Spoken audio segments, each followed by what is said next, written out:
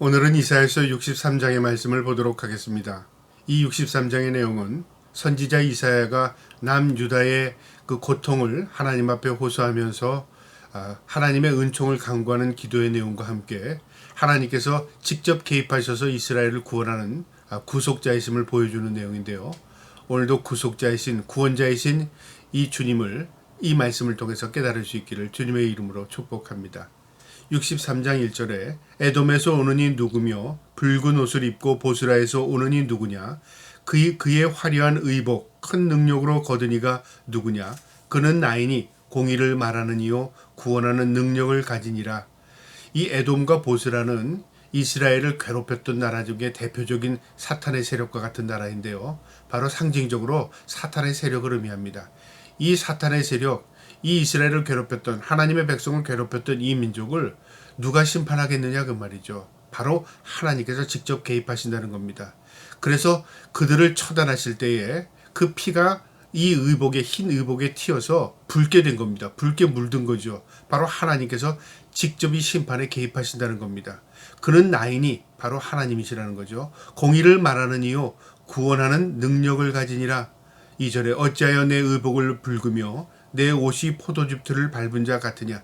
내 옷이 왜 이렇게 붉어졌고 핏빛으로 되었는지 아느냐 그 말이죠. 그것은 너희를 구원하기 위한 하나님의 직접적인 개입이라 그 말입니다. 3절에 만민 가운데 나와 함께 한 자가 없이 내가 홀로 포도즙틀을 밟았는데 내가 노함으로 말미암아 무리를 밟았고 분함으로 말미암아 질밟았으므로 그들이 선열이 내 옷에 튀어 내 의복을 다 더럽혔으니 하나님을 도와주는 자도 없었고요. 하나님과 함께하는 자도 없었다 그 말이죠. 하나님의 분노, 울분이 이 백성을 구원하기 위해서 하나님이 직접 개입하셔서 그 분노를 발하시고 그들에게 보복하신 겁니다.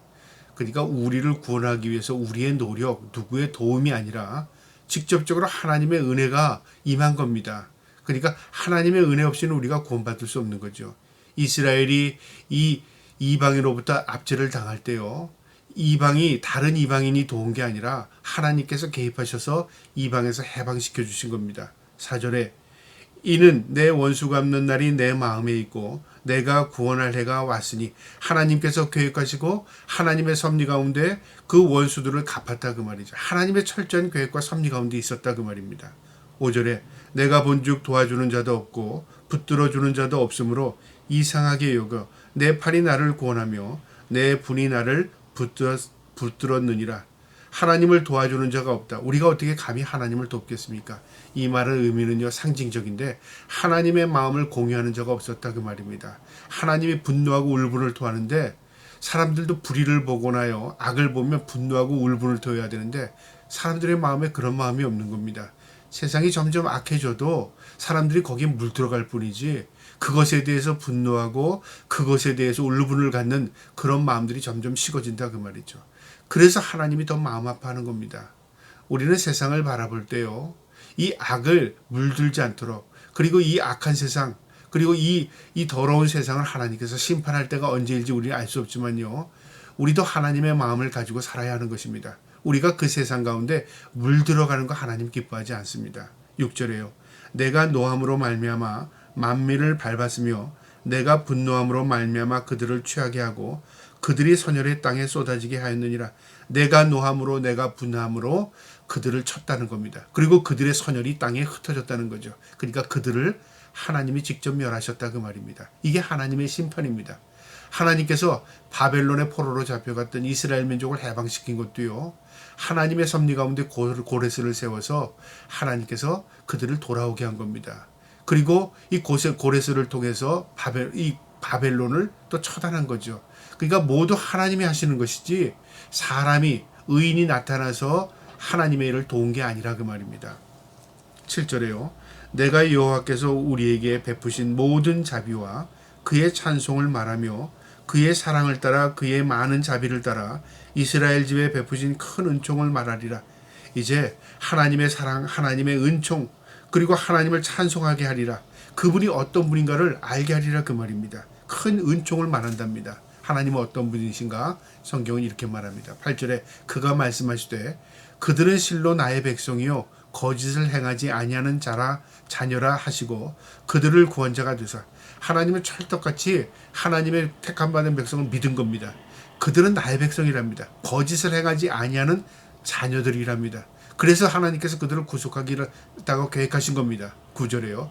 그들의 모든 환난에 동참하사 자기 앞에 사자로 하여금 그들을 구원하시며 그의 사랑과 그의 자비로 그들을 구원하시고 옛적 모든 날에 그들을 드시며 안으셨으나 하나님께서 믿었고 그를 사랑으로 안으셨고 자비를 베풀었고 그들이 어려울 때마다 그 사자를 보내서 하나님의 대리자를 보내서 그들을 구원하셨다는 겁니다. 그러니까 일방적으로 하나님께서 하나님의 백성을 사랑하신 겁니다. 10절에 그들이 반역하여 주의 성령을 근심하게 함으로 그가 돌이켜 그들의 대적이 되사 친히 그들을 치셨으니.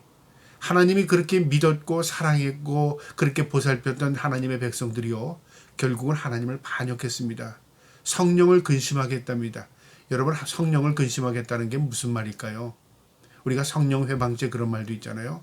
하나님의 마음을 공유하지 않고요. 하나님을 배반하는 겁니다. 그리고 하나님의 사랑을 거부한 겁니다. 하나님께 등을 돌리는 겁니다. 이게 하나님을 반역하는 것이고 성령을 근심하게 하는 것입니다. 그래서 하나님께서요. 그들의 대적이 되사 친히 그들을 치셨답니다. 하나님께서 그들을 멸하시기 위해서 하신 게 아니라 깨닫게 하시기 위해서 하나님께서 그들에게 대적이 되신 겁니다. 11절에요. 백성이 옛적 모세의 때를 기억하여 이르되 백성과 양떼의 목자를 바다에서 올라오게 하시니가 이제 어디 있느냐. 그들 가운데에 성령을 두시니가 이제 어디 있느냐. 백성들이 하나님께서 대적이 된 것 같아 보여지니까 옛날에 우리를 도왔던 하나님 어디 계시냐. 모세를 통해서 우리 백성을 이끌었던 그 하나님 어디 계시냐. 원망하고 불평하고 하나님을 찾게 되는 겁니다. 12절에 그의 영광의 팔이 모세의 오른손을 이끄시며 그의 이름을 영원히 하게 하려 하사 그들 앞에서 물을 가르시게 하시고 홍해를 갈랐던 그 사건을 기억하면서 그렇게 도왔던 하나님, 이스라엘의 지도자인 모세를 통해서 우리를 구원했던 그 하나님 어디 계시냐 그 말이죠. 그러면서 그들이 하나님께 점점 나가는 겁니다. 하나님을 찾기 시작하는 겁니다. 왜 하나님을 찾기 시작해요? 좋아서요? 그게 아닙니다. 그들의 상황을 바라보니까요. 그들 스스로 할 수 있는 것이 아무것도 없습니다. 핍박과 압제과 고통을 당하면서 그들이 하나님 어디 계시냐 하나님을 찾게 되는 겁니다. 우리의 삶도 그럴 때가 있습니다. 세상이 너무 답답하고 우겨싸움을 당하고요. 앞이 어두워질 때 하나님 어디 계십니까? 하나님을 찾는 그거죠.